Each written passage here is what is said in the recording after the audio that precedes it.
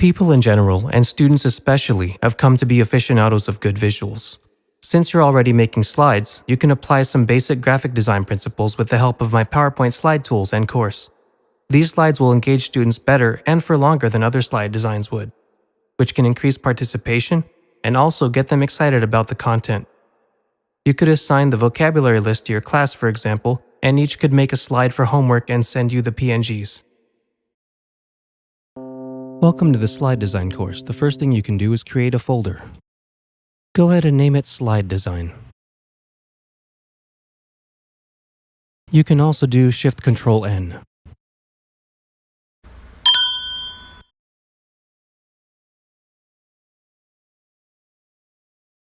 Number 1. Screenshot shows Microsoft Word's interface.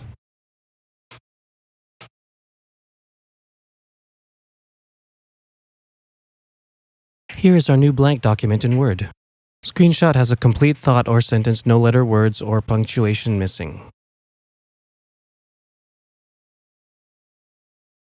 If I go to my lesson plan, I'll go down here and find a vocabulary word. I am going to copy and paste it. You use Control-C.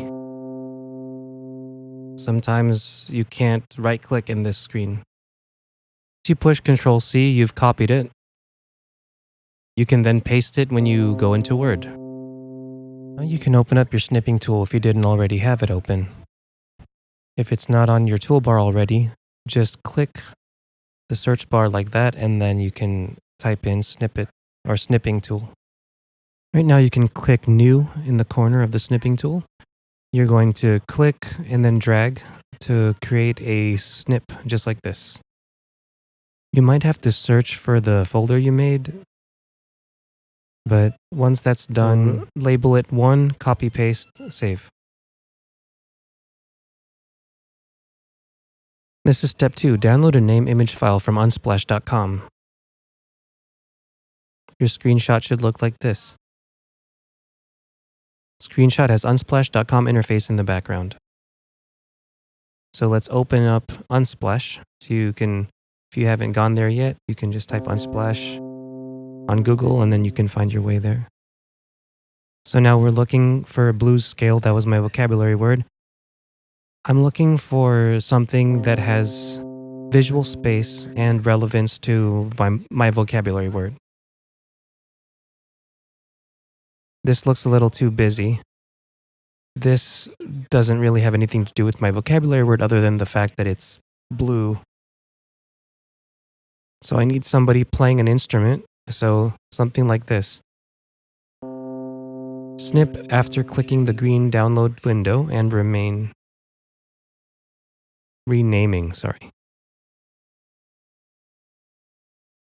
So you want to save a screenshot that has the name of the file and the name of the photographer. So you can add the photographer's name in there somewhere. You don't really have to, but it would be good for digital citizenship.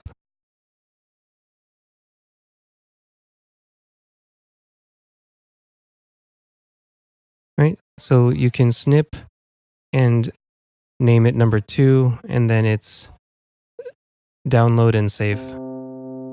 And if you downloaded it already, which is what you would normally do, you can just snip afterwards with Unsplash's background and the name of the file in the bottom left corner. So just like this. Snip and then the new, and then you can capture this, and then this shows me that you know how to download from Unsplash and rename it in a way that you can find it later. This is step 3, import and frame image using rule of thirds.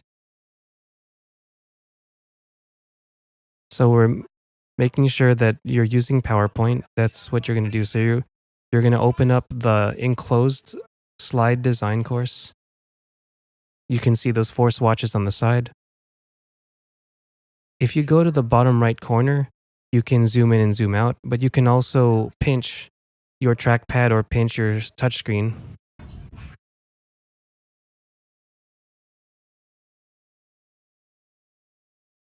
Right. The next step, we need to make sure the image covers the entire slide. So we need to import the image, And here's how it goes. So the keystroke sequence goes, we click search, we type the name of our file. We're going to right click the file, then left click open file location. We can control C, you don't even need to find it on the screen. Then we alt tab to take us back there, and then control V lets us put the picture on the screen. Well, I mean, if you click enable editing, I forgot to click that. So you can push control V and then it should show up on the screen. So the image should cover the entire slide. So you can click and drag, move the picture over. You can hold shift to click the corner and let it keep its dimensions. Now the rule of thirds grid has to show. So we're going to right click the image and send it to the back, just like I did right there.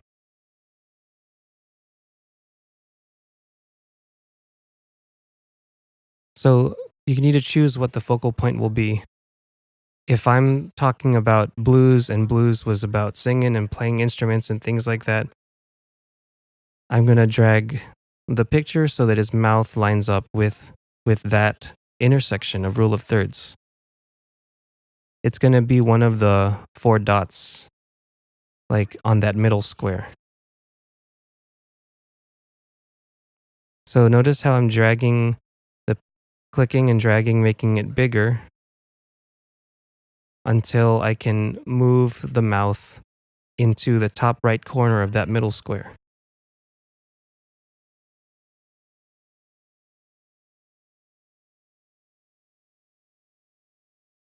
You're going to have to do this with your picture too until you have an important part of the picture at a rule of thirds focal point. If you click slideshow and then from current slide, then you can get a better view of it. Make sure that there's no white sliver of slide that hasn't been covered yet. Now we can snip this just like how you see it, so I know that you're using PowerPoint and you're using my grid. We'll label it 3, frame, and R of 3. Right,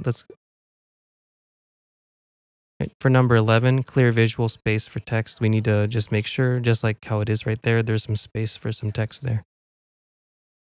Right, step 4, we're going to add text with a matching color scheme. It should look like this with my Stormtrooper there.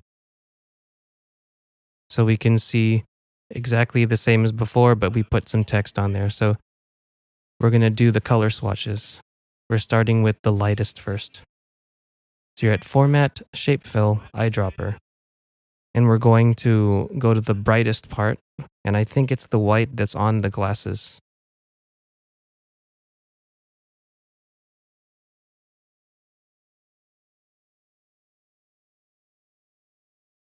Next, we're going to do the darkest, which is going to be black.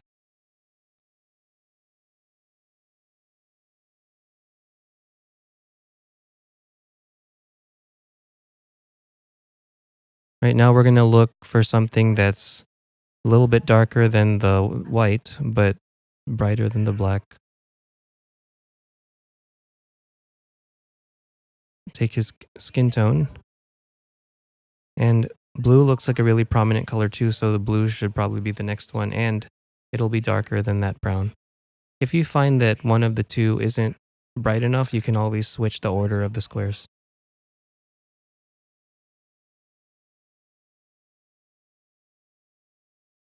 All right, make sure that we can read all the text.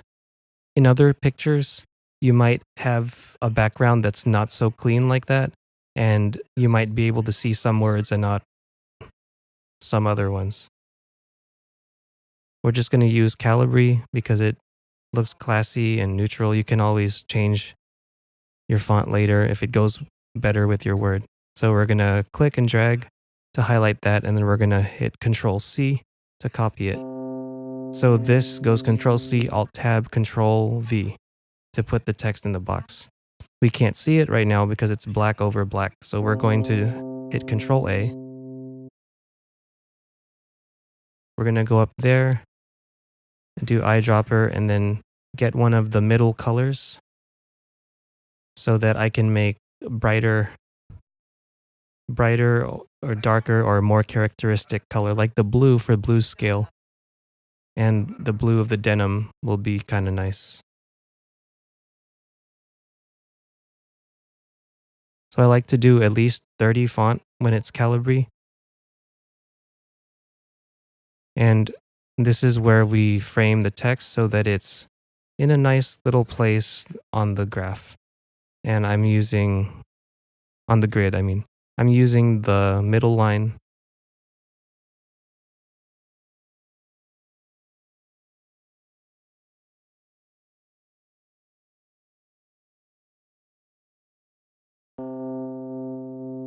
Right, I'm holding Control. I'm going to click on these important words. So blues, scale. I'm going to eyedropper the one with the most contrast to the black background, which would be our brightest color, white.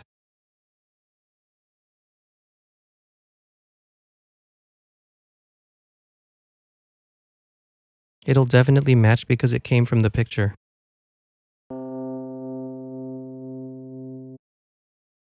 Right, so hold Control again. You can double click. Remember to click inside of the text box first. So these are the important words for me. I've highlighted them and I'm going to make them blue.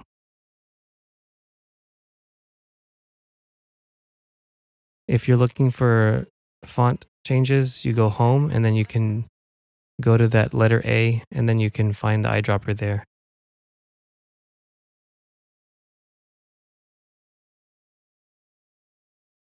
Right, so we want the definition with key terms emphasized by font. So not just by color, but also by font. So you can highlight those important words and then you're going to click that upper key, the A with a little like upper directional, and then you click that maybe once or twice to get a difference in font. Now we're doing color matching, and the color is going to match because we took the color right out of the picture, which was composed well. That's why it's on Unsplash. So by clicking Control B, we can further emphasize. So we've got size, we've got bold for our important words. Now our screenshot will include the rule of thirds grid, the color swatches now, and the words. Name it 4 and text edition. You can name it whatever you like, but just make sure that you have the steps 1, 2, 3, 4, and 5. That way you can show your work.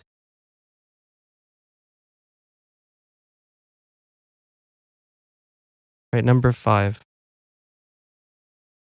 Export file and attach to lesson plan checklist. But before that, we can add some finishing touches to this slide.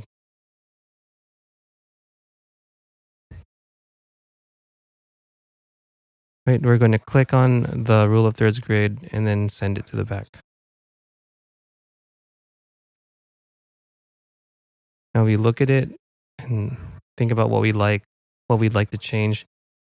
Think about how your eye is attracted to certain places first. Look away from it, look at it. The way this is going is that the eye looks attracted to the face first, and then to the words, and then words back to face. So what I'd like to do is make the words stick out first so that we can do a clockwise motion for the eyes. So we right click the picture, format picture, and then picture corrections on the far right. We take some of the sharpness away, maybe 14, 15, maybe even 18 at most. If you go too far, it'll get distracting. And take some of the contrast away. As you can see, the words are more prominent now, and the eyes will go to the words first. Then they'll move to the face.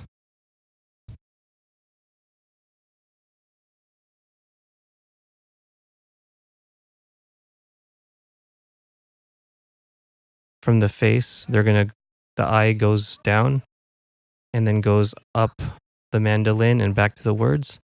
And while you're explaining this to your students, this is an engaging image because if it was just down the middle, you would see the guy and the text. But if with rule of thirds, their eyes are going to go around the picture a few times and engage them. We can take another step further. This is just optional. You don't have to do this, but I want to take that blue and make it match the pattern on the jacket, have denim words. So we're going to do we're going to do a snip, tiny little bit of the jacket. I don't want to get the part with black because it would be hard to see. Having some black stripes, the words would become illegible. So we save it as denim, do our control double click again. You might have a cat. Oh, sorry. Text fill, picture from file, and then find the snip that you made. You might have something like a cat, or you might have water or things like that, and then you might want to copy the pattern in there and get the pattern and not just the words. I mean, get the pattern and not just the color. And it'll really reinforce the important words because it'll unify the text to the picture.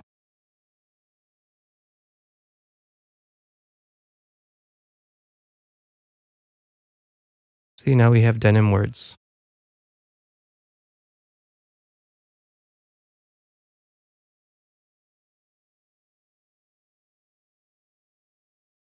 And remember, your text will match because the picture was designed well with good colors, and your text is going to be made of those good colors.